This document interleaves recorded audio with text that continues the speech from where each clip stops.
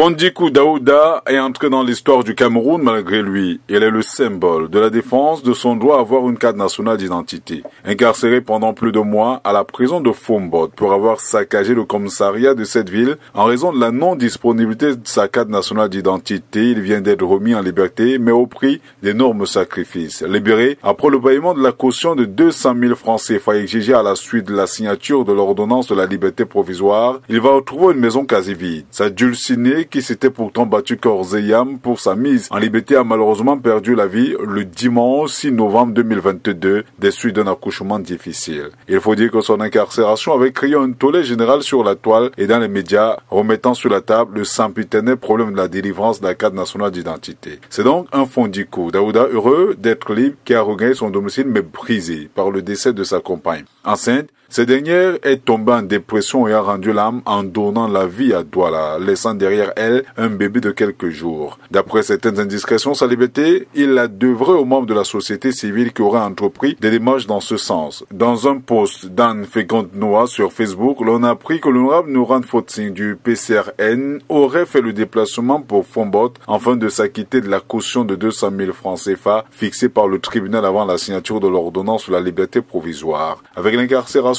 puis la libération du prévenu, qu'est-ce qui a véritablement changé dans le processus de délivrance du document? Rien.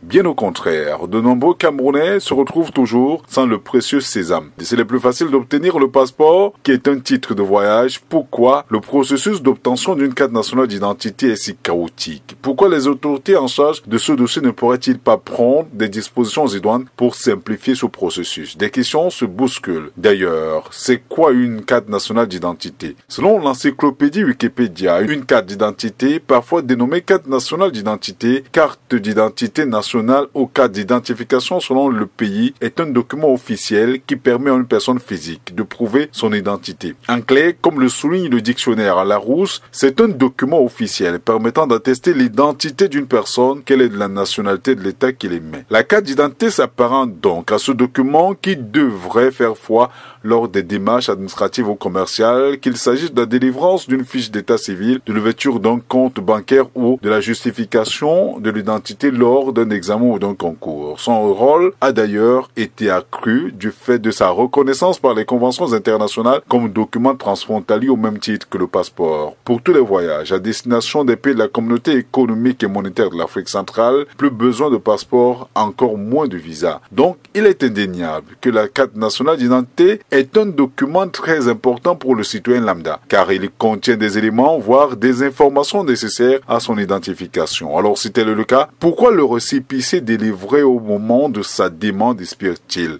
La même question serait valable pour la carte nationale d'identité elle-même. Si le document comporte toutes les données relatives à un citoyen, son expiration suppose donc que l'individu en question aurait aussi expiré ou pas. Pourquoi les agents de police, conscients des problèmes qui découlent lors de la prorogation de ce document, ne font pas preuve de tolérance lors des contrôles de police? Pourquoi faut-il à chaque fois proroger la date d'expiration de ce document quand la faute n'incombe pas du tout aux citoyens? Pourquoi les autorités en place ne trouvent-elles pas un moyen définitif pour résoudre cette équation à plusieurs inconnus? Doit-on croire que tout est fait à dessein pour que les Camerounais se retrouvent en situation d'irrégularité dans leur propre pays parce que lors des contrôles routiers, les officiers de police refusent d'admettre tout autre document en dehors de la carte nationale comme pièce d'identification. À qui profite cet imbroglio? Par ailleurs, quelles sont les dispositions qui ont été prises afin que les citoyens, à l'exemple de Fondikou Daouda, ne se retrouvent pas dans ce genre de situation? Doit-on rester à temps des bras croisés que pareille situation se reproduise pour que s'en suive la manipulation politique pour attirer la sympathie populaire? Que font les parlementaires pour pousser le gouvernement à résoudre définitivement ce problème? Des questions et bien d'autres qui méritent de trouver des réponses dans les plus brefs délais.